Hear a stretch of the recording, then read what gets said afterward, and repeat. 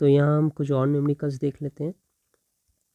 कह रहे हैं कि velocity of sound in hydrogen at 0 degree centigrade is 1200 metre per second. ठीक है। When some amount of oxygen is mixed with hydrogen, the velocity decreases to 500 metre per second. तो pure hydrogen में वो 1200 metre per second था, जब oxygen मिला दिया हूँ तो ये 500 मीटर पर सेकेंड हो गया। Determine the ratio of H2 and O2 by volume in this mixture. अब जो मिक्सचर बनाया गया है उसमें हाइड्रोजन और ऑक्सीजन का क्या रेशियो है इन टर्म्स ऑफ वॉल्यूम, ताकि उनका स्पीड जो है वो 50 मीटर पर सेकेंड हो जाए, साउंड का स्पीड। और दिया है कि ऑक्सीजन की डेंसिटी जो है वो हाइड्रोजन की डेंसिटी 16 टाइम्स ज़्यादा है। मतलब सब कुछ समझ आ रहा है कि कहीं ना कहीं कि कॉम्पोजिशन के ऊपर डिपेंड कर रहा है कि पहले हाइड्रोजन था तो स्पीड इतना था, अब हाइड्रोजन ऑक्सीजन मिलाकर है तो स्पीड इतना है। मतलब स्पीड कहीं ना कहीं डेंसिटी पर डिपेंड कर रहा है। मुझे एक बेसिक फॉर्मूला पता है कि जो ये लॉन्गिट्यूडनल वेव होते हैं, जो साउंड वेव होते हैं, वो sound wave is equals to root over gamma P by rho. ठीक है, ये न्यूटन्स लॉ है साउंड वेव के लिए। तो यहाँ से मुझे पता है कि v is proportional to 1 by root rho, अगर बाकी सब कुछ कांस्टेंट है तो हमारा V H by V mixture जो मुझे निकालने को कहा है, नहीं मुझे मिक्सचर नहीं निकालने को कहा है, मुझे रेशियो निकालने को कहा है मिक्सचर का। So V H by V mixture is equals to root over rho mixture by rho hydrogen. ये तो है ही, ये तो मुझे पता है। ठीक है, मुझे वी हाइड्रोजन भी दिया है 1200 metre per second, we mixture भी दिया है 500 metre per second is equals to क्या कह सकते हैं, is equals to root over rho mixture by rho hydrogen. यहाँ से ये काट दूँ, ये काट दूँ तो ये 12/5 है। अगर मैं बोथ साइड स्क्वायर रूट कर दूँ तो 144 divide by 25 is equals to rho mixture by rho hydrogen. ये मुझे पता चल गया है। ठीक है, यहाँ मैं इसे रखता हूँ।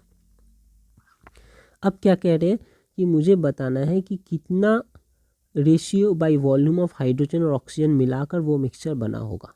ठीक है, जिसमें ये चीज़ एप्लीकेबल है। तो मैं लेट करता हूँ कि मैंने x वॉल्यूम ऑफ ऑक्सीजन को y वॉल्यूम ऑफ हाइड्रोजन से मिलाया है, ताकि x plus y volume of mixture बना होगा। ठीक है, समझ आ रहा है। x वॉल्यूम ऑफ हाइड्रोजन को y volume of x volume of oxygen को y वॉल्यूम ऑफ हाइड्रोजन से मिलाऊंगा तो x plus y volume mixture बनेगा। Very good. तो ठीक है, ऑक्सीजन की डेंसिटी को मैं ले लेता हूँ रो ओ, हाइड्रोजन की डेंसिटी को रो एच और मिक्सचर की डेंसिटी को रो मिक्सचर। ये भी दिया है कि ऑक्सीजन की डेंसिटी जो है 16 रो एच है, ये भी ले लेता हूँ। अच्छा, ऑक्सीजन का वॉल्यूम मुझे पता है, वॉल्यूम जो है ये वॉल्यूम है ना, वॉल्यूम जो है ये है x। तो ऑक्सीजन का फिर मास क्या होगा, ऑक्सीजन का मास होगा वॉल्यूम इंटू डेंसिटी x रो जीरो, और इसका मास क्या होगा, इसका मास होगा y रो h। ये हो गया ऑक्सीजन का मास प्लस ये हाइड्रोजन का mass is equals to total mixture का मास। टोटल मिक्सचर का मास क्या होगा, टोटल मिक्सचर का वॉल्यूम है x plus Y into mixture का डेंसिटी है रो मिक्सचर। तो ये हमें पता चल गया। ठीक है, अब क्या करेंगे, सारे को in terms of rho H लिखूंगा। कैसे कि रो जीरो मुझे पता है ये क्या है, ये मास के टर्म्स में कि rho means volume into density of oxygen, that means mass of oxygen, plus volume into density of hydrogen, that means mass of hydrogen. तो mass of oxygen plus mass of hydrogen is equal to mass of what, mass of mixture. ठीक है ना। Okay, अब ये x तो x है, लेकिन रो zero को, रो ओ को मैं क्या लिख सकता हूँ 16 रो एच। Very good.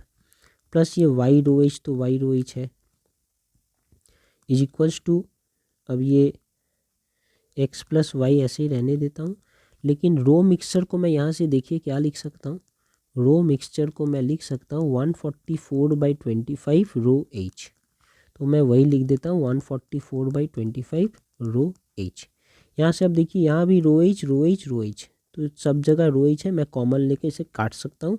तो 16x plus Y is equals to x plus Y 144/25। ऐसा लिख सकते हैं।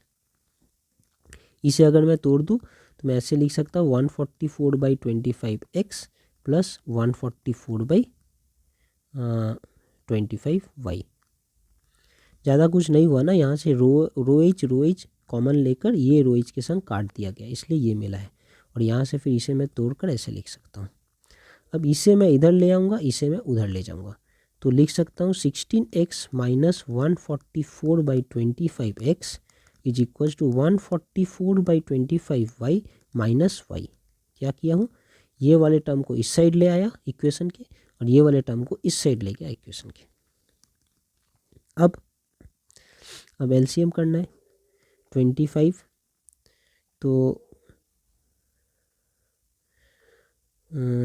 25 इंटू 16 क्या होता है, 25 इंटू 4 होता है 100, तो 25 इंटू 16 400।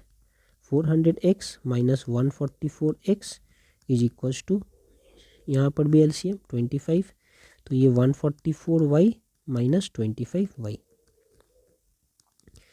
अब ये 400 माइनस 144 होता है 256x by 25 is equals to 144 minus 25 119 y by 25। ये 25 कट गया। अब लिख सकते हैं 256x is equals to 119y। मुझे क्या पूछा, determine the ratio of hydrogen and oxygen by volume. Hydrogen और ऑक्सीजन का रेशियो पूछ रहा है बाय वॉल्यूम। तो हाइड्रोजन का हमने कितना वॉल्यूम लिया था y, ऑक्सीजन का x, तो y बाई एक्स पूछ रहा है। तो y को लिख सकता, ऐसे लिख सकता हूँ 256/119 is equals to y by X. ये वाले को नीचे ले गया और ये वाले को यहाँ नीचे, तो यही हमारा आंसर है, यही हमारा आंसर है। y is to X is equals to 256 is to 119।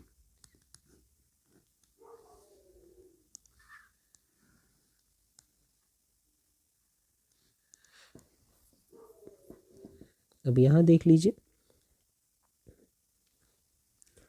To express trains travelling at 100 kilometre per hour are meeting each other while one of them is whistling. तो दो ट्रेन 100 किलोमीटर पर आवर से एक दूसरे की तरफ आ रहे हैं, ठीक है, और उसमें से एक ट्रेन जो है विसल कर रहे हैं। If the frequency of the note is 800 hertz, अगर 800 हर्ट्ज से मान लीजिए एक ट्रेन विसल करके आ रहे हैं, ये भी लेकिन 100 किलोमीटर पर आवर और ये भी 100 किलोमीटर पर आवर, एक साथ एक स्पीड में दोनों की तरफ, दोनों एक दूसरे की तरफ आ रहे हैं। Find the apparent pitch as heard by an observer in the other train. तो ये ट्रेन विसल कर रहा है, तो ऑब्जर्वर हमारा इस ट्रेन में बैठा है, मतलब लिसनर यहाँ है और सोर्स यहाँ है, ठीक है। तो ये लिसनर क्या सुनेगा वो हमसे पूछ रहे हैं नंबर ए में।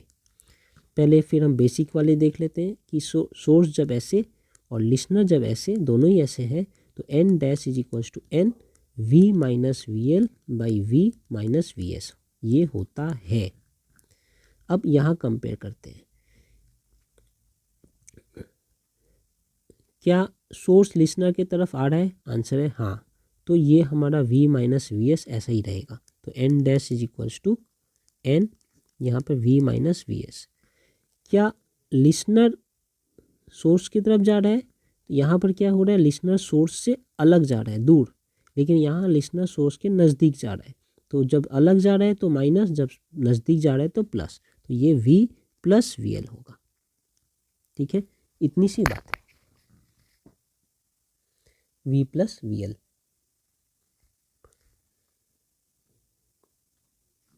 ठीक है, अब इसे पुट कर देते हैं और कुछ नहीं।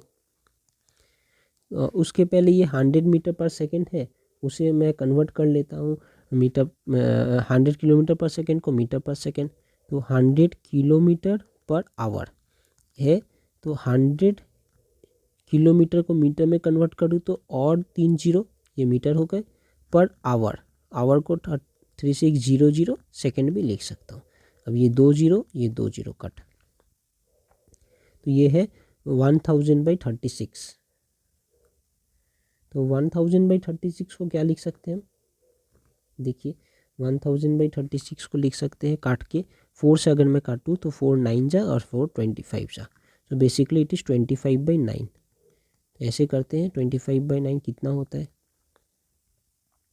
ये है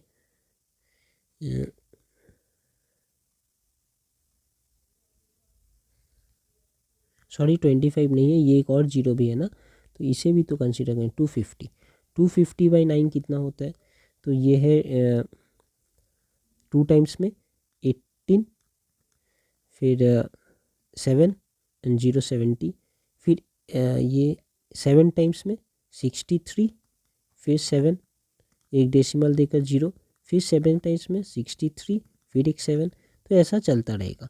सो बेसिकली ये है हमारा 27.77 मीटर पर सेकेंड, जिसे मैं अप्रॉक्स 28 मीटर पर सेकेंड ले सकता हूँ। तो 100 kilometre per hour is equals to 28 metre per second.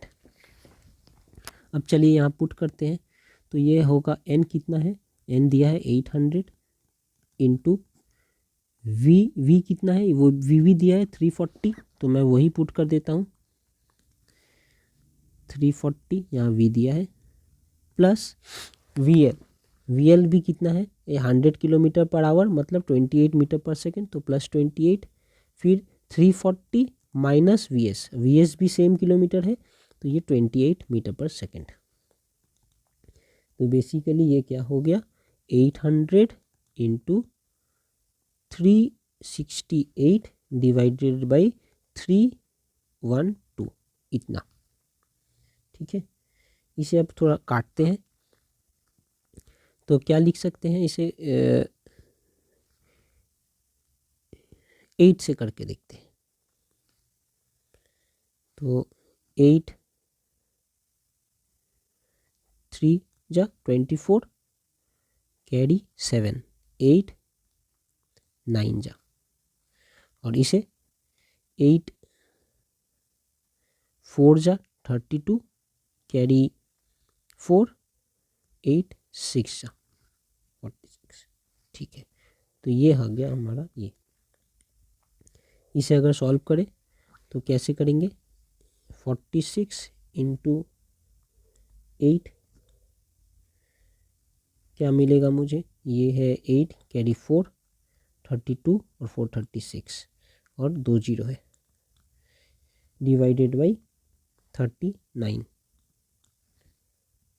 करके देखते हैं। 39 9 जा, ये 1 कैरी 8 27 और 8 35,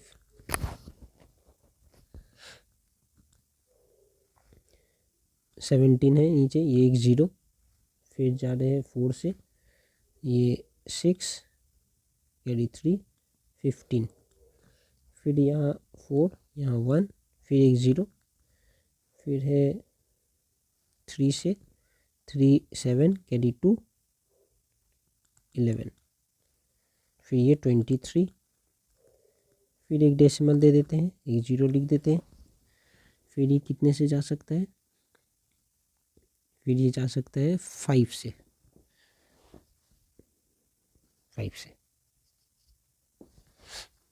6 से ज़्यादा हो जाएगा।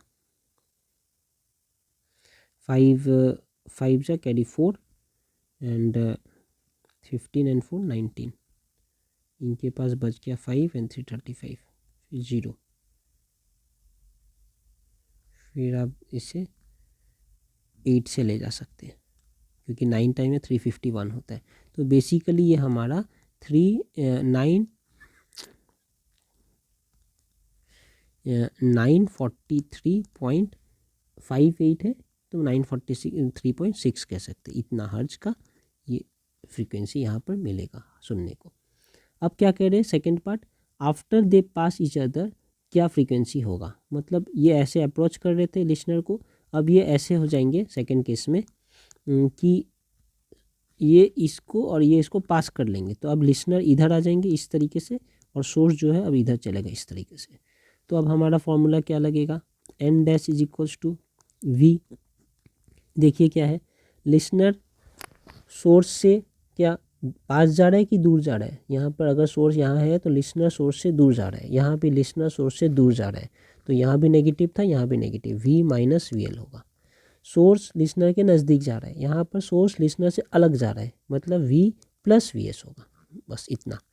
अब 800 इंटू ये है 340 माइनस 28 डिवाइड बाई 340 प्लस 28, तो अब जो था सब कुछ ऊपर उलट कर, तो ये है 312/368। फिर से इसे काटूंगा तो ये 39 और ये 46।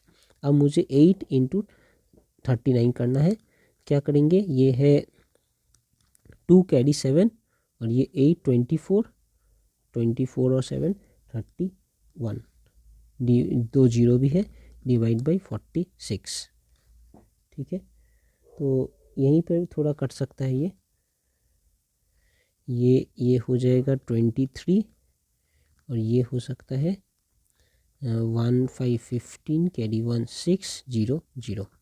तो मुझे अब 23 डिवाइड बाई 15600 करना है, कर लेते हैं। 6 टाइम्स में 8 कैरी 1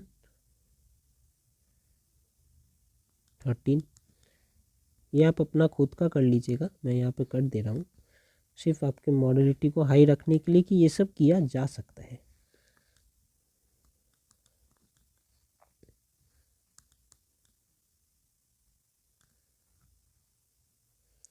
फिर है 8 टाइम्स में 4 कैरी 2,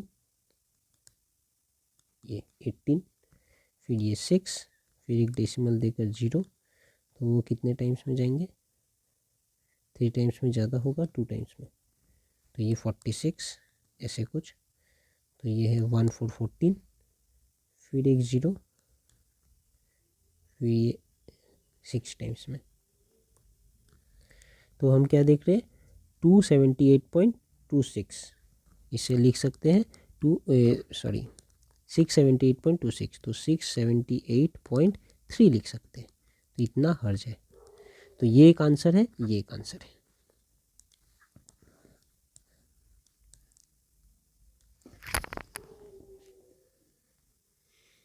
अब क्या कह रहे हैं यहाँ पर कि a set of 24 tuning forex is arranged in a series of increasing order. 24 set है, हाँ, ये एक 1, ये 2, ये 3, ऐसे कर करके लास्ट में 24 नंबर, ये 1 नंबर है, ये 2 नंबर, ये 3, ये 24th नंबर, एक इंक्रीजिंग ऑर्डर में रखें, इनका सबका फ्रीक्वेंसी बढ़ रहा है। If each fork produces 4 beat which the preceding 1, मतलब इन दोनों के बीच में 4 बीट का फ़र्क है, ये 4 बीट, हाँ, इनका भी इनके पहले वाले से 4 बीट, ठीक है, with the preceding one, and the last fork sounds the octet of the first। ये लास्ट फॉर्क जो है ना, ये ऑक्टेट ऑफ द फर्स्ट बना रहा है, लेकिन उसके पहले ये देखते हैं कि इनका अगर फ्रीक्वेंसी n1 है तो इनका फ्रीक्वेंसी क्या होगा, n1 + 4, इनका क्या होगा n1 + 8, ऐसा ना, तो इनका क्या होगा, इनका होगा n1 + 24 है ना, तो 23 इंटू 4 ऐसा लिख सकते हैं। क्यों, देखिए ना, ये 3 नंबर था तो 2 इंटू 4 किया गया इसलिए 8, ये 2 नंबर है तो 1 इंटू 4 किया गया इसलिए 4, वैसे ये 24 नंबर है तो 23 इंटू 4 करूँगा तो n1 + 2 कैरी 1 92, तो ये आएगा इनका फ्रीक्वेंसी, ठीक है। और क्या कह रहे हैं कि ये जो 24th नंबर है इनका frequency is also octet of the first one. Octet मतलब हुआ उनका रिपीट होगा सेकेंड हार्मोनिक, मतलब ये है इक्वल्स टू 2n1, ठीक है, ये भी एक स्पेशल बात कर दिया। तो मुझे अब पता चल गया कि n1 + 92 को मैं 2n1 भी लिख सकता हूँ, तो इससे मैं ये लिख सकता हूँ, ये n1 को इधर भेज दूँ तो n2 is equals to 2n1 minus n1 is equals to n1 is equals to 92, ठीक है ना। तो ये हमें calculate the frequency of the first and the last fork, तो फर्स्ट फॉर्क का मैंने निकाल लिया, लास्ट फॉर्क का ऑब्वियसली 2n1 उन्होंने ही कहा है, तो ये इनका मल्टीप्लाई करूँगा तो 92 इंटू 2 इज इक्वल्स टू 184 हर्ज, तो ये लास्ट वाले का है और ये फर्स्ट वाले का है, ऐसे करके हमने निकाल दिया।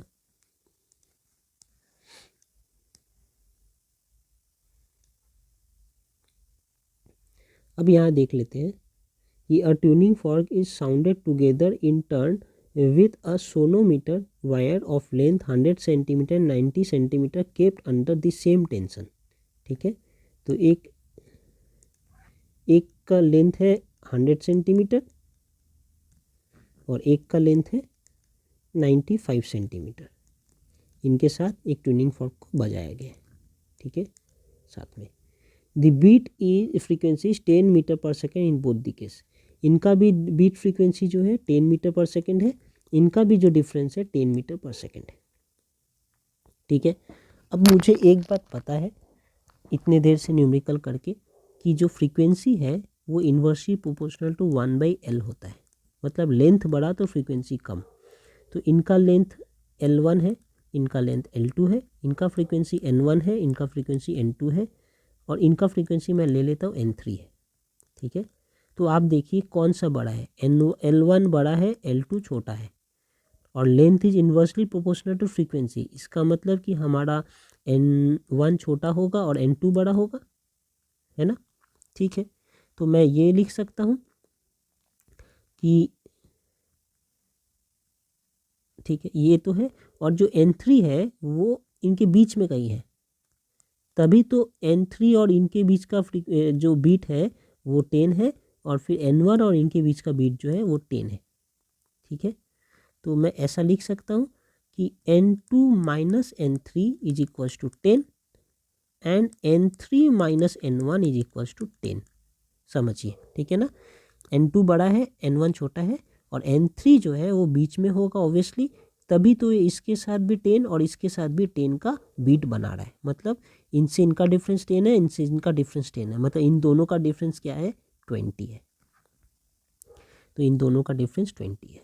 वो मैं इधर से देख भी सकता हूँ कि इसे मैं लिख सकता हूँ ना ऐसे कि N2 minus 10 is equals to N3, और इसे कैसे लिख सकता हूँ, N3 is equals to 10 plus N1।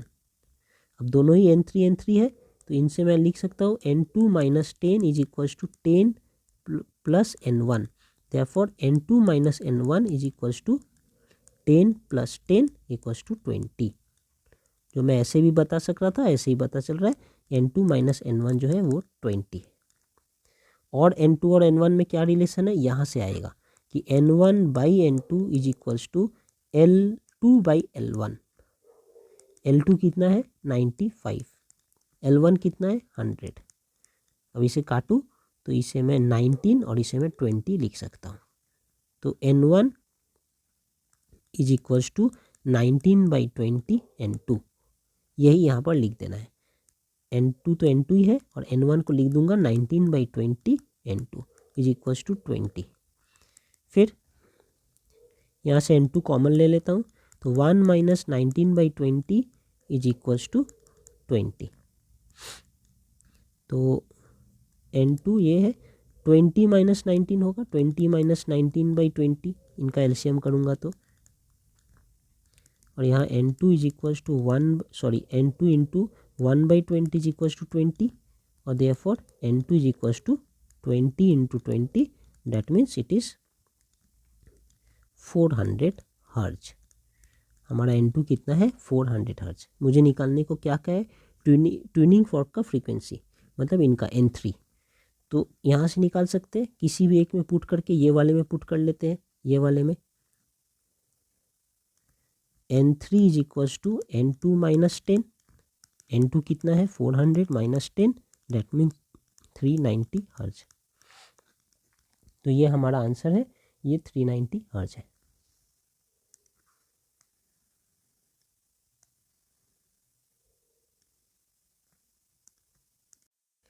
अब यहाँ देखते हैं, y is equals to 25 cos 2 pi t minus pi x is a wave equation, then the amplitude and the frequency are respectively। दिया है y equals to 25 cos 2 pi t minus pi x. Standard form क्या है, y equals to a cos omega t minus के x. मुझे amplitude निकालना है, compare करके निकाल सकता हूँ कि एम्पलीट्यूड क्या होगा 25, ठीक है ना, और यूनिट जो भी इनका यूनिट है वो, और फ्रीक्वेंसी क्या होगा कंपेयर करूँ तो मुझे पता चल रहा है कि ओमेगा इज इक्वल्स टू 2 पाई, इन दोनों को कंपेयर करूँ तो। और मुझे ये भी पता है कि ओमेगा होता है 2 pi n is equals to 2 pi. Then ये 2 पाई इधर से कट गया, so it is n equals to 1। तो ये हमारा फ्रीक्वेंसी है, एम्पलीट्यूड है 25 एंड फ्रीक्वेंसी है 1 हर्ट्ज। ये आंसर।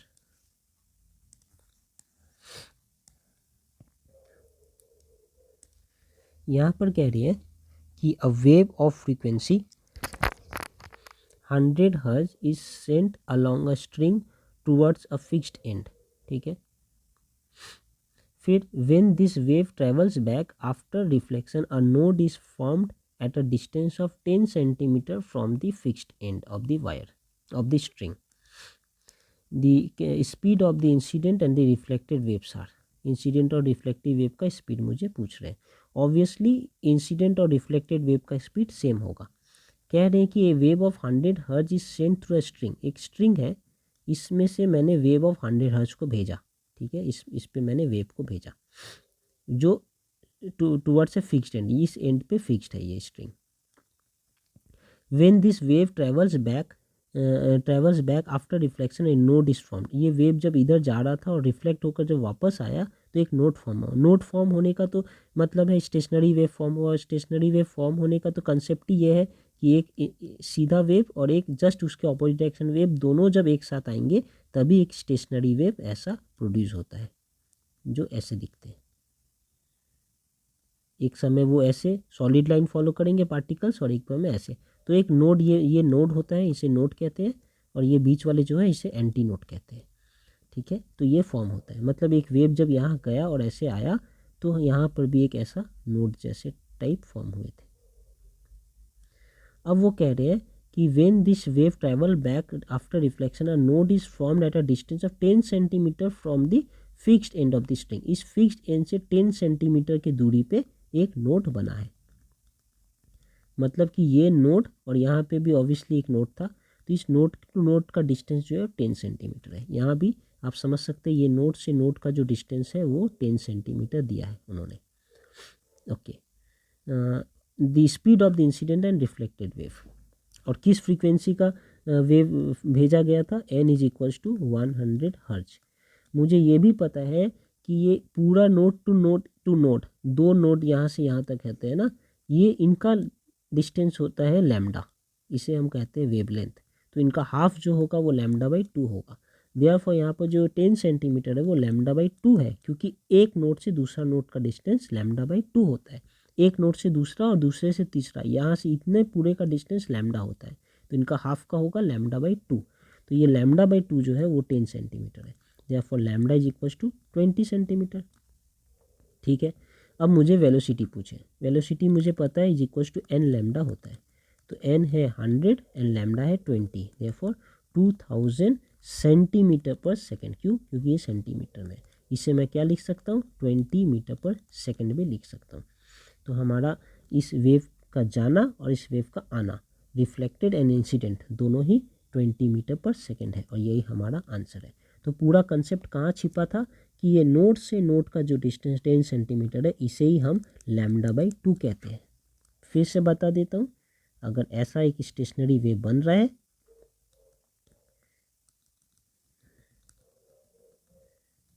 तो इनका ये नोड से ये नोड का पूरे डिस्टेंस को लैम्डा कहते हैं।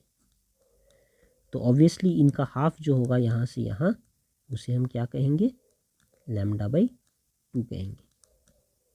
ठीक है, यहाँ पे एंटी नोड बन रहा है, ये बीच वाले पॉइंट पे एंटी नोड है, तो यहाँ से भी एंटी नोड से एंटी नोड का जो डिस्टेंस है वो भी हाफ है, तो λ/2 है ये भी। ठीक है, ये बात आपको समझने की है।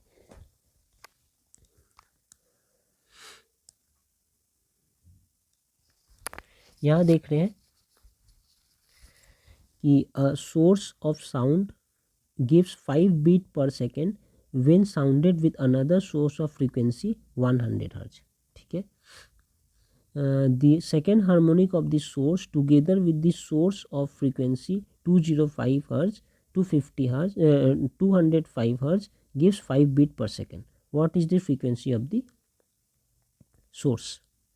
तो कह रहे हैं कि सोर्स का फ्रीक्वेंसी मान लेते हैं मैं n है और दूसरा एक फ्रीक्वेंसी है 100। इनके बीच का जो बीट है वो 5 बीट पर सेकेंड है। फिर कह रहे हैं कि इसी सोर्स का जो second harmonic of the source है 2n है और जो 205 है फ्रीक्वेंसी, इनके बीच का जो बीट है वो भी है 5। तो अब मुझे बताइए कि सोर्स का फ्रीक्वेंसी क्या है। ठीक है, कैसे करेंगे ये चीज़। तो ये जो फ्रीक्वेंसी बढ़ गया, इनका भी फ्रीक्वेंसी बढ़ गया, ये इनके बीच का डिस्टेंस 5 है। तो हम ऐसे सोचते हैं कि यहाँ पर दो पॉसिबिलिटी होंगे, चाहे ये n1 जो है वो 100 से 5 बड़ा हो या 100 से 5 छोटा हो, तभी तो ये 5 बीट देगा। तो मैं लिखता हूँ n क्या हो सकता है, आइदर n1, क्योंकि ये फर्स्ट हार्मोनिक है और ये सेकंड है इसलिए n लिखता हूँ। ठीक है, तो n1 क्या हो सकता है, n1 हो सकता है आइदर 400 प्लस 5 और 100 माइनस 5। 100 प्लस 5 मतलब 105 हर्ज और 100 माइनस 5 मतलब 95 हर्ज।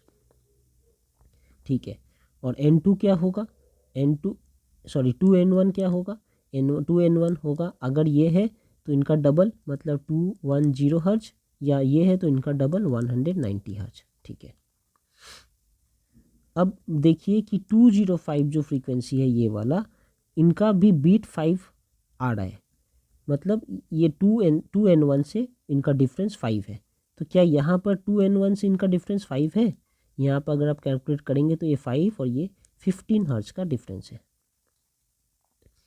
यहाँ पर हाँ 15 हर्ज का डिफरेंस है और इनके बीच में 5 हर्ज का डिफरेंस है। मतलब कि ये वाला सही था, मतलब ये सही है, मतलब ये सही है। मतलब कि क्या है, what is the frequency of the source, frequency of the source is n1 is equal to 105 hertz. देखा ना किस चालाकी से ये निकाला गया है। तो ये हमारा कंसेप्ट है, एग्जाम्पल लेके भी ऐसे कर सकते हैं।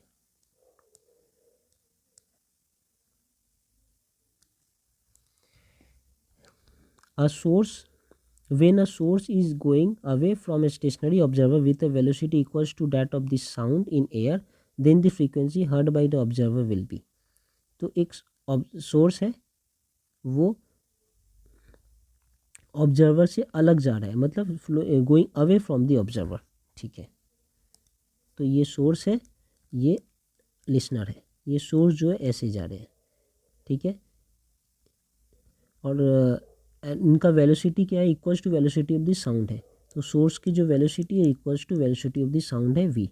ठीक है, तो मुझे बताना है कि क्या फ्रीक्वेंसी ये लिसनर सुनेगा।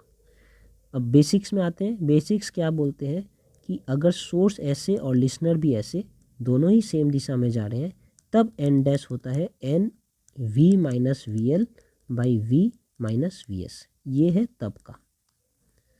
ठीक है, हमारे इस केस में क्या हो रहा है, हमारे इस केस में लिसनर स्टेशनरी है, तो इनका n डैश जो होगा इक्वल्स टू n v, सिर्फ वी एल तो जीरो है क्योंकि लिसनर स्टेशनरी है।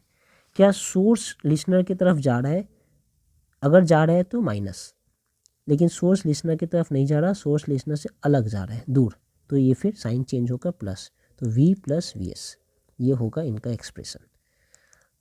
फिर n इंटू वी, तो v है, ये भी v है, लेकिन वी एस के लिए क्या क्या है कि वी एस को वेलोसिटी ऑफ साउंड ही पकड़ सकते हैं। When a source is going away from the observer with a velocity equals to that of the sound in air, तो जो वी एस है इज इक्वल्स टू वी बोल रहे हैं, तो v s equals to v लिख लेता हूँ। तो it is n v by two v, ये वी कट जाएगा तो it is N by two. तो वो इतना फ्रीक्वेंसी सुनेंगे, जो ओरिजिनल फ्रीक्वेंसी है उनका हाफ फ्रीक्वेंसी में सुनाई देगा।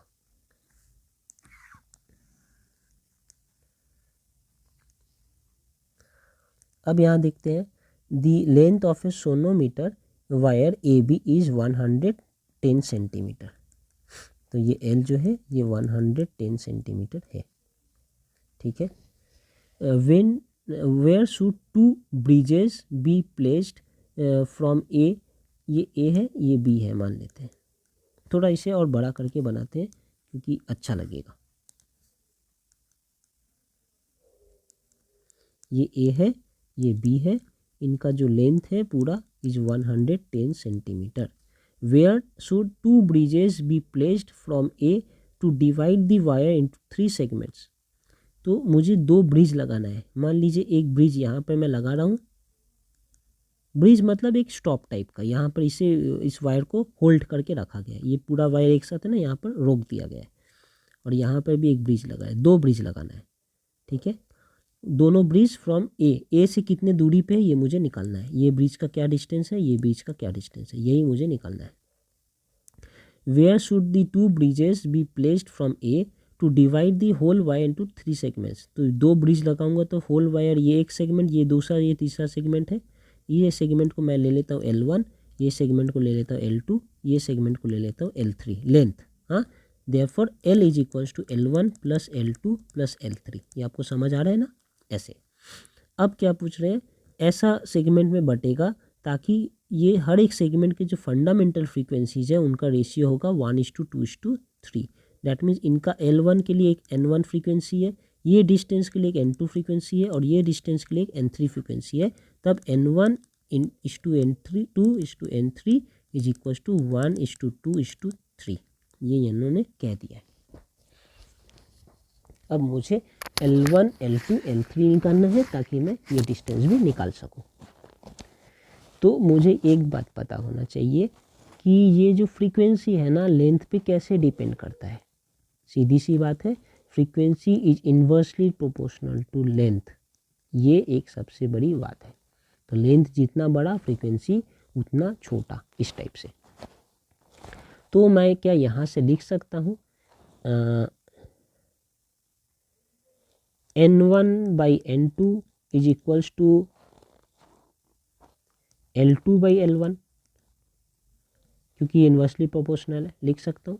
और दूसरी तरफ N2/N3 is equals to L3/L2, ऐसे भी लिख सकता हूँ क्योंकि इन्वर्सली प्रोपोर्शनल है। चलिए, यहाँ से मैं लिख सकता हूँ N1/N2 क्या है, 1:2। तो 1/2 इज इक्वल्स टू L2/L1, ठीक है। और यहाँ पर N2/N3 क्या है, 2:3 इज इक्वल्स टू L3/L2, ठीक है। अब देखिए क्या है, यहाँ पर है L2/L1 इज इक्वल्स टू 1/2। यहाँ पर L2 क्या है, 1 है।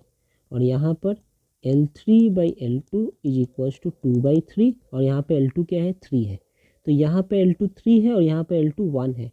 मुझे अगर दोनों को सेम करना हो तो मैं क्या इसमें ऊपर और नीचे 3 मल्टीप्लाई कर सकता हूँ, मतलब 1 × 3/2 × 3, तब भी तो ये 1:2 ही रहेगा कट के। लेकिन मैं इसे लिख सकता हूँ 3:6, 3/6।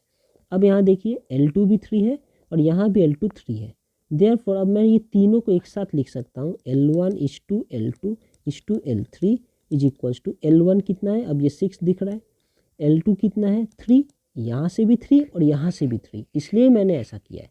तो यहाँ से भी L2 3 और L2 3 होने के कारण L3 2। तो अब ये इनका रेशियो समझा ना। मैंने ये 1:1/2 को मैंने 3/6 क्यों लिखा, ताकि ये भी यहाँ भी L2 जो है 3 दिखे और यहाँ भी L2 3 दिखे, ताकि मैं इन तीनों को एक साथ लिख सकता हूँ 6:3:2 ऐसा। इसका मतलब कि मुझे इस पूरे लेंथ को जो 110 सेंटीमीटर है उसे मुझे 6:3:2 में तोड़ना है, ठीक है। तो फिर L1 क्या होगा, L1 होगा, अगर इनका कॉमन रेशियो मैं पकड़ लूँ x है तो आप जानते हैं 6x + 3x + 2x is equals to 110, ठीक है ना, 110। ये सबको ऐड करूँगा तो 11x इज इक्वल्स टू 110, तो x equals to 10। Therefore L1 is equals to 6x is equals to 60 centimetre, L2 is equals to 3x equals to 30 centimetre, L3 is equals to 2x equals to 20 centimetre. तो मुझे L1 L2 L3 का मिल गया। अब A से इस bridge का क्या distance है, तो A से जो फर्स्ट ब्रिज है, A टू फर्स्ट ब्रिज, इनका डिस्टेंस कितना है, ये है L1, that means it is 60 centimetre. और A से जो सेकेंड ब्रिज है, मतलब ये वाले ब्रिज, ये फर्स्ट ब्रिज है, ये सेकेंड ब्रिज है, सेकेंड ब्रिज का क्या डिस्टेंस है, L1 + L2, that means 60 + 30 = 90 centimetre. ये हमारा आंसर हो गया। एक का आंसर है 60, एक का आंसर है 90। पूरा कंसेप्ट किस पे डिपेंड है? इसके ऊपर डिपेंडेंट है।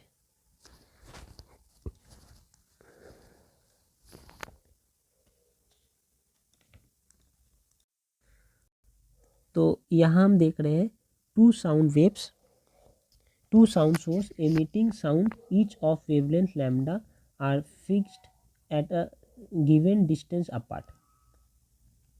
Two sound sources emitting sound wave each of wavelength lambda are fixed at a given distance apart. तो जो दो सोर्स है वो एक गिवन डिस्टेंस अपार्ट में फिक्स्ड है। यहाँ पर एक सोर्स है, यहाँ पर एक सोर्स है, ठीक है। और वो कैसा साउंड एमिट कर रहे हैं? लैम्डा वेवलेंथ वाले साउंड एमिट कर रहे हैं।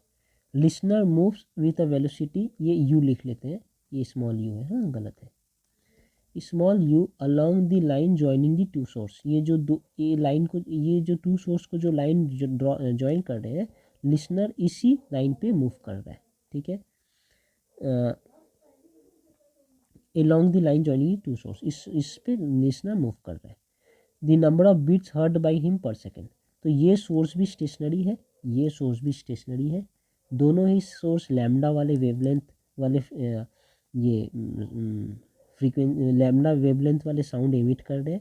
ये हमारा लिसनर है, वो कोई एक तरफ जा रहा है अलोंग दिस लाइन। अब इस लिसनर को क्या बीट सुनाई देगा, ये हमसे पूछा जा रहा है। तो velocity of the sound in air में अगर पकड़ लूँ v है, तो मुझे पता है n = v/λ। तो ये है फ्रीक्वेंसी, जो फ्रीक्वेंसी ये s इमिट कर रहा है और ये s इमिट कर रहा है। लेकिन l को क्या सुनाई देगा?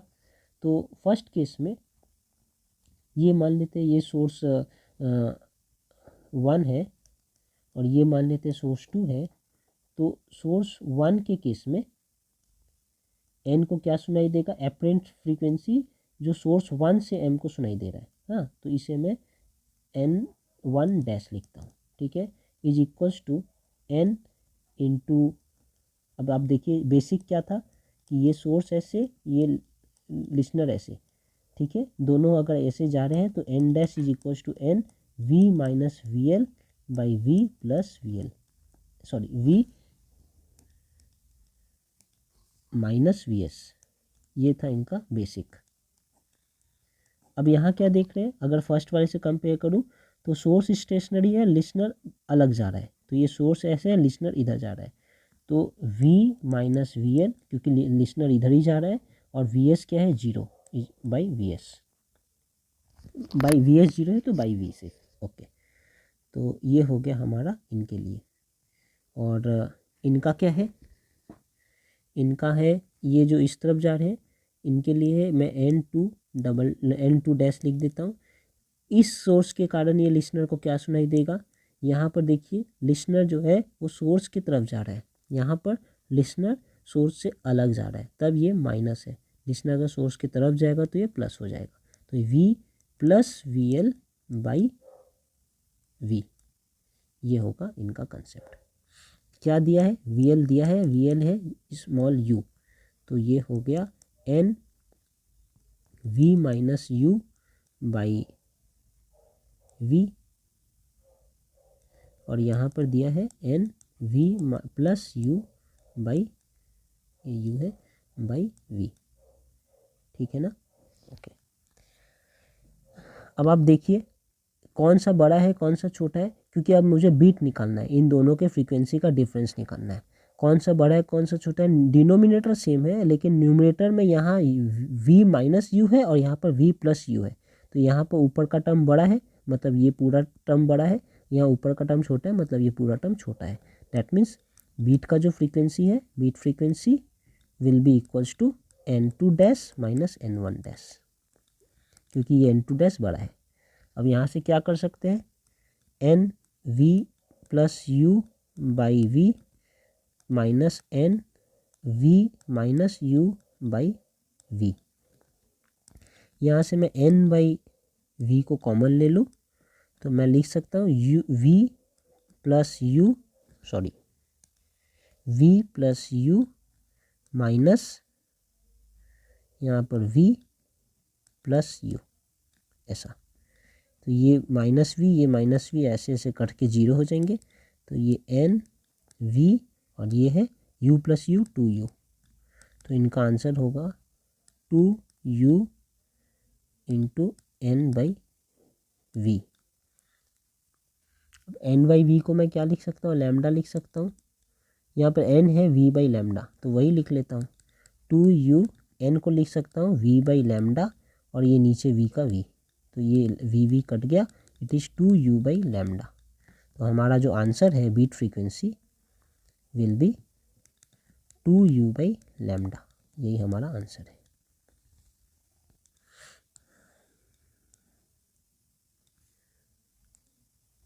अब क्या कह रहे हैं कि अ whistle giving out 450 hertz approaches a stationary observer at a speed of this much metre per second, the frequency heard by the observer. तो एक सोर्स है, वो कितने हर्ज का फ्रीक्वेंसी निकाल रहे हैं, 450 हर्ज का, और ये कितने स्पीड में जा रहे हैं, 33 मीटर पर सेकेंड के स्पीड में एक लिसनर की तरफ जा रहे हैं। लिसनर का कोई वेलोसिटी नहीं है। तो अब मुझे बताइए कि लिसनर को क्या सुनाई देगा। बेसिक्स क्या बोल रहे हैं, बेसिक्स ये बोल रहे हैं कि सोर्स ऐसे और लिसनर ऐसे, तो हमारा n dash is equals to v minus V L by we minus V S, ये एन, ठीक है, ये हमारा बेसिक है। तो सोर्स लिसनर तो कुछ भी मूव नहीं कर रहा, तो ये वी एल इक्वल्स टू 0 हो जाएगा। और सोर्स क्या है, लिसनर की तरफ मूव कर रहा है, यहाँ भी सोर्स लिसनर की तरफ मूव कर रहा है, तो ये नेगेटिव नेगेटिव ही रहेगा। तो हम लिख सकते हैं यहाँ पर n v by we minus we s. अब क्या करना है, सिर्फ वैल्यू पुट करना है। एन कितना है 450, वी कितना है, velocity of the sound in air दे रखा है यहाँ पर 333 divide by 333 minus we S कितना है 33, तो 333 minus 33, so 450 into 333 divide by 300। यहाँ से मैं क्या कर सकता हूँ, यहाँ से 100 और यहाँ से 111, ठीक है, ये एक जीरो काट दिया हूँ। अब ये 45 into 111, 45 into 111 divide by 100 divide by 10, so 45 into 111 क्या होगा, 111 इंटू 45, सो 555 इंटू 444, सो ये है 5994, so this is 5995 divide by 10 is equals to 499.5, क्या है, हर्ज। तो ये फ्रीक्वेंसी सुनाई देगा हमारे ऑब्जर्वर को जो यहाँ पर खड़ा है। सिंपल है।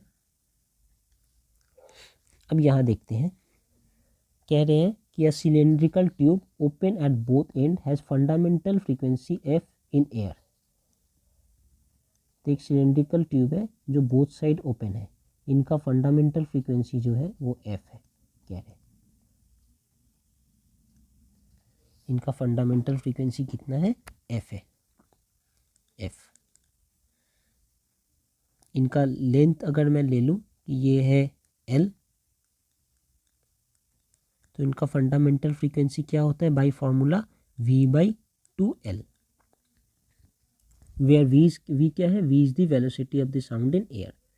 अब क्या कह रहे हैं कि the tube is dipped vertically in water so that half of it is in water. अब जब मैं इस ट्यूब को वाटर में डाल दूंगा, इतना वाटर में डालूंगा कि हाफ जो है यहाँ तक वाटर है, ठीक है, ये पूरा वाटर है। तो अब ये लेंथ कितना अब ये क्लोज ट्यूब हो गया पहली बात, ये अब इतना ये जो भी साउंड है यहाँ से टकरा कर वापस जाएगा, तो ये क्लोज ट्यूब हो गया ओपन ट्यूब के बदले। और इनका लेंथ क्या है, अब ये L/2 ही लेंथ बचा है इनका, ठीक है। Find the fundamental frequency of the air column is now.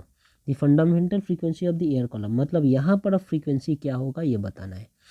तो यहाँ पर अब फंडामेंटल फ्रीक्वेंसी निकालने के लिए मुझे पता है इनका फंडामेंटल फ्रीक्वेंसी होता है F1 is equals to V/4L। अब ये L कितना है, L यहाँ पर L/2, तो मैं यहाँ पर V/4L/2 लिखूँगा, तो इट इज़ इक्वल्स टू ये टू काट दो तो V/2L, और ये V/2L ही ये फ्रीक्वेंसी भी सेम है V/2L, that mean it is F।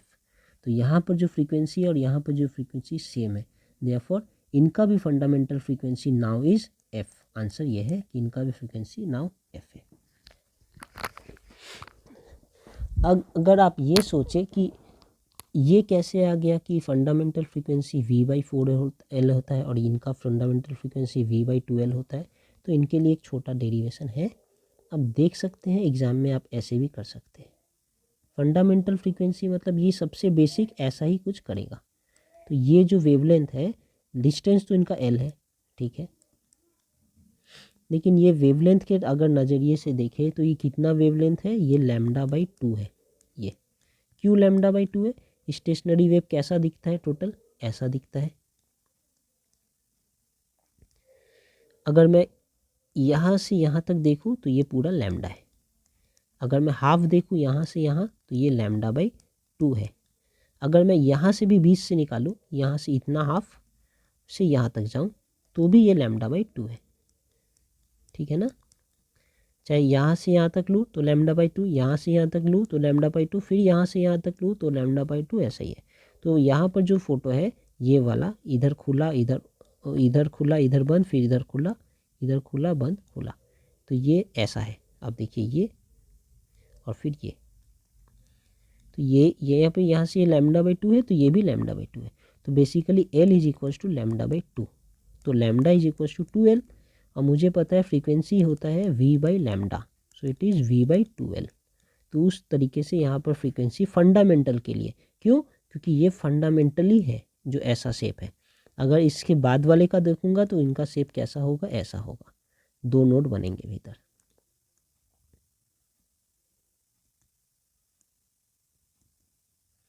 तब ये फंडामेंटल नहीं है, तब ये फिर सेकेंड हार्मोनिक हो जाएंगे। तो मुझे फंडामेंटल चाहिए इसलिए ऐसा बनाया। तो ये n is equals to 2L, इसलिए ये लिखा था मैंने यहाँ पर F is equals to V/2L। अब मैं अगर इनकी बात करूँ क्लोज वाले की, तो क्लोज वाले के लिए ऐसा होता है, इनका फंडामेंटल होता है ऐसा, सिर्फ इधर जाकर इधर ऐसा। अब आप इधर से कंपेयर करके देखिए, सिर्फ मैं अगर ये एक बनाऊँ इतना सा, हाफ इतना सा, ये तो ये कितना होता है? एक स्टेशनरी वेव ऐसा है, ये पूरा मिलाकर है λ/λ, इनका आधा है λ/2, इसका भी आधा ऑब्वियसली λ/4। तो यही तो मैंने बनाया है यहाँ पर, इतना जो आधा है ना, यही यहाँ पर है। तो यहाँ पर भी इनका लेंथ अगर L है तो ये λ/4 ही है।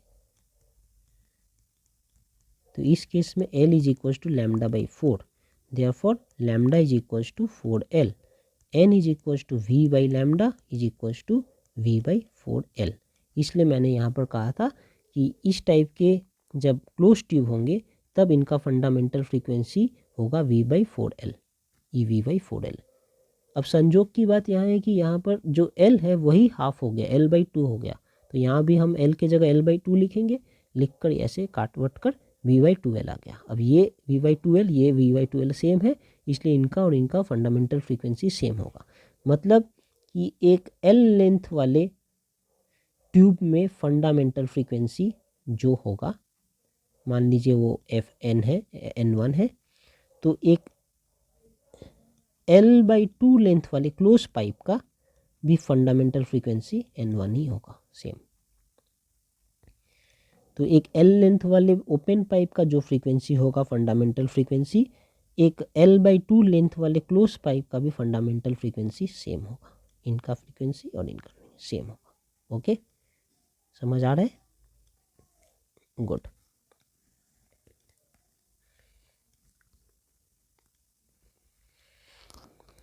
अब यहाँ पे देखते हैं, a stationary sound wave has frequency 1650 hertz, sound of air speed of sound in air is this much, the distance between the two consecutive note। Frequency उन्होंने बोल दिया 165 हर्ट्ज है और वेलोसिटी भी उन्होंने बोल दिया 330 मीटर पर सेकेंड है। लैम्डा मुझे पता है, लैम्डा क्या होगा? v is equals to N lambda, तो lambda is equals to v/n, so v/n। Sorry n, so 330 divide by 165। अगर मैं 11 से काटूँ तो 11 1 जा 11 कैरी 5 5 15 एंड 11 3 0 30, फिर ये और ये 2, so it is actually 2 metre. ठीक है, 2 मीटर क्या है हमारा वेव लेंथ है। क्या पूछ रहे हैं, then the distance between two consecutive nodes. अब स्टेशनरी वेव कैसा दिखता है, ये एक ऐसा, दूसरा ऐसा, फिर ये एक ऐसा, दूसरा ऐसा, ये एक नोड है, फिर ये एक नोड है, और फिर ये एक नोड है। पूरा नोड से यहाँ तक ये जो होता है हमने बहुत बार डिस्कस किया, इसे लैम्डा कहते हैं। वो क्या पूछ रहे हैं, distance between two consecutive node, एक नोड और दूसरे नोड। तो ये नोड से ये नोड के बीच का डिस्टेंस मुझसे पूछ रहे हैं बस, या फिर ये नोड से ये नोड के डिस्टेंस मुझसे पूछ रहे हैं बस। पूरा यहाँ से यहाँ लैम्डा है तो ये लैम्डा बाई 2 होता है। तो distance between two consecutive node क्या होगा,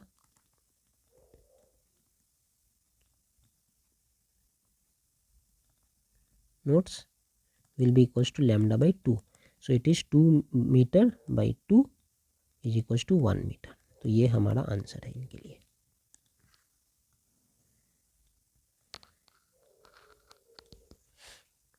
यहाँ भी देख लेते हैं, in a sinusoidal wave the time required for a particle point to move from maximum displacement to zero displacement is 0.170 second. बोल रहे हैं कि एक वेव में जो पार्टिकल है ना, ऐसे वेव है तो वेव में एक एक पार्टिकल है। हम जानते हैं कि इस वेव में जितने भी पार्टिकल्स हैं सब ऐसे ऊपर और नीचे की तरफ सिंपल हार्मोनिक मोशन करते रहते हैं। तो एक पार्टिकल की बात कर रहे हैं, मान लीजिए इनका मैक्सिमम ऊपर इतना है और मिनिमम नीचे इतना है, और ये इनका मेन पोजीशन है। तो वो कह रहे हैं कि the time required for a particle to move from maximum displacement to zero. मान लीजिए ये यहाँ से यहाँ आने के लिए उनको जो टाइम लगता है वो है 0.170 सेकेंड। तो मुझे फ्रीक्वेंसी इसके वेव का बताना है। तो अगर यहाँ से यहाँ आने में इतना टाइम लगता है तो यहाँ से यहाँ जाने में फिर 0.170 सेकेंड लगेगा, फिर यहाँ से यहाँ आने में उतना ही 0.0170 सेकेंड, और फिर यहाँ से यहाँ जाने में भी सेम उतना ही टाइम 0.170 सेकेंड। कहने का क्या मतलब है कि यहाँ से उन्होंने शुरू किया, यहाँ आए, फिर यहाँ आए, फिर यहाँ आए और फिर यहाँ आए, तो टोटल टाइम कितना लगा 0.170 इंटू 4। तो हमारा टाइम पीरियड क्या है, टाइम पीरियड हो गया 0.170 इंटू 4। अगर सॉल्व करूँ तो ये है 8 कैरी 2 6, सो 0.68 सेकेंड्स, ये इनका टाइम पीरियड है। अब फ्रीक्वेंसी ऑफ द वेव कह रहे हैं n is equals to 1/t, so it is equals to 1/0.68। 1/0.68 को 100/68 भी लिख सकते हैं। अब इसे अगर मैं सॉल्व करूं तो 4 से करता हूँ, 4 1 जा एंड 7 जा एंड इट इज़ 4 25 जा, सो 25/17।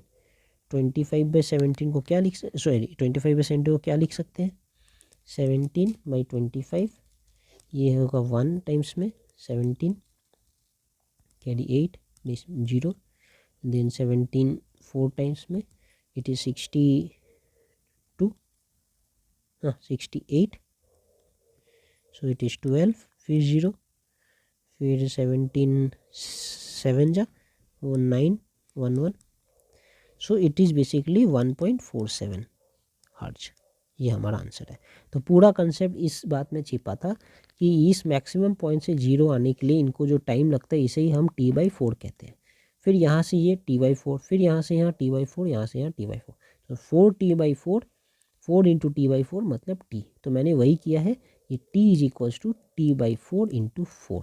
तो ये यही किया है मैंने, t/4 जो इतना है इंटू 4 करके मैंने टाइम पीरियड निकाला, फिर इनको इन्वर्स करके फ्रीक्वेंसी निकाला। So this is my answer.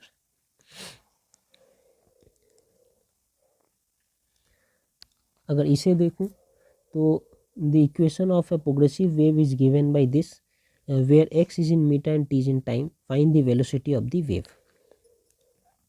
तो मुझे ये पता है y is equals to a sine 200t minus x. और एक बात पता है, बेसिक फॉर्म क्या होता है, A sine omega T minus X, sorry minus के एक्स। अगर इन दोनों को कंपेयर करूँ मैं, तो मुझे क्या दिख रहा है, ओमेगा इक्वल्स टू 200 है और के इज इक्वल्स टू 1 है। तो यहाँ से मैं क्या निकालूंगा, 2πn, ओमेगा को मैं 2πn भी लिख सकता हूँ। 2πn is equals to 200, therefore n is equals to 200/2π। और यहाँ k is equals to 1, k को 2π/λ लिख सकता हूँ, is equals to 1, therefore lambda is equals to 1/2π। ये मुझे हो गया। अब मैं जानता हूँ velocity is equals to n lambda is equals to 200/2π into 1 sorry, यहाँ पे मैंने गलती किया है, ये 2π/λ इक्वल्स टू 1 है, तो लैम्डा इक्वल्स टू 2π होगा, 2π। सो यहाँ भी लैम्डा जो है इक्वल्स टू 2π, सो ये lambda equals to 2π। So 2π cancel, it is actually 200। Unit क्या है, यूनिट मीटर पर सेकेंड। क्यों, क्योंकि ये एक्स का यूनिट मीटर है, टाइम का यूनिट सेकेंड है, सो मीटर पर सेकेंड। और भी एक फॉर्मूला है कि दिस इज इक्वल्स टू के इंटू ओमेगा। तो यहाँ पर के 1 है और ओमेगा 200 है, सो it is 200 metre per second. अगर ये फॉर्मूला याद रहता है तो ऐसे भी कर सकते हैं, नहीं तो ऐसे भी कर सकते हैं। Where omega is equals to 2πn and k is equals to 2π/λ। ये हमें पता होना चाहिए।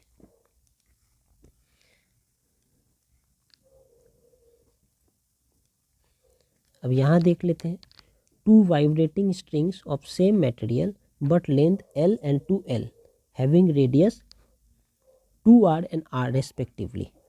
ठीक है, तो दो स्ट्रिंग्स है, एक का रेडियस है L, तो दूसरे एक का लेंथ है L, तो दूसरे का लेंथ है 2L। तो ऐसे लिख लेते हैं, ये फर्स्ट है, ये सेकंड है। इनका जो लेंथ है L1 is equals to L है, कैपिटल L। इनका लेंथ जो L2 is equals to 2L है। इनका जो रेडियस है R1 is equals to 2R है। इनका जो रेडियस है R2 is equals to R है। When they are stretched under the same tension, दोनों का टेंशन सेम है, इनका भी T1 T है, इनका भी 2T T है। When both the strings vibrate in their fundamental mode, the one with length L with frequency R1 N1, sorry ये N1 होगा, and the other with the frequency N2। तो इनका frequency क्या है, इनका फ्रीक्वेंसी N1 है, इनका फ्रीक्वेंसी N2 है। दोनों ही अपने फंडामेंटल में वाइब्रेट कर रहे हैं। ठीक है, तो अब मुझे क्या निकालना है, N1:N2 का रेशियो निकालना, N1/N2 का रेशियो निकालना है। उसके पहले मुझे क्या जानना है, मुझे ये जानना है कि फ्रीक्वेंसी का एक्सप्रेशन क्या है इन टर्म्स ऑफ टेंशन और ये सारी चीज़। तो मैं ये जानता हूँ कि फ्रीक्वेंसी क्या होता है, frequency equals to velocity by 2L। कब, इन केस ऑफ स्ट्रिंग, इस स्ट्रिंग वाले केस में फंडामेंटल के लिए वेलोसिटी होता है V/2L। ठीक है, और क्या जानता हूँ कि ये जो V है, V को मैं लिख सकता हूँ √T/m, जो T क्या है, टेंशन इन द स्ट्रिंग, और M क्या है, mass per unit length of the string.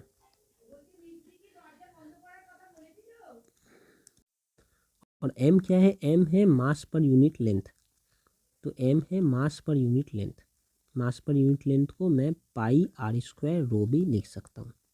कैसे लिखा, मास पर यूनिट लेंथ को लिख सकता हूँ, मास को लिख सकता हूँ वॉल्यूम इंटू डेंसिटी पर यूनिट लेंथ। वॉल्यूम क्या होगा एक वायर का, वॉल्यूम होगा πr² cross section into length of the wire, ये उनका वॉल्यूम है। ये इनका cross section into length of the wire, ये इनका वॉल्यूम हो गया, इंटू डेंसिटी ρ/L, ये L कट गया, इट इज़ πr²ρ। इसलिए मैं M को πr²ρ लिख सकता हूँ, जो मैंने यहाँ लिखा है। तो उस अंदाज से मैं इसे लिख सकता हूँ √T/π पाई आर स्क्वायर रो। तो फिर मैं n को क्या लिख सकता हूँ, n is equals to 1/2l root over t by pi R square rho. ठीक है, अब देखिए हमारा टेंशन सेम है, तो ये आर को मैं बाहर ले आऊँ तो 1/2l R root over T by pi row.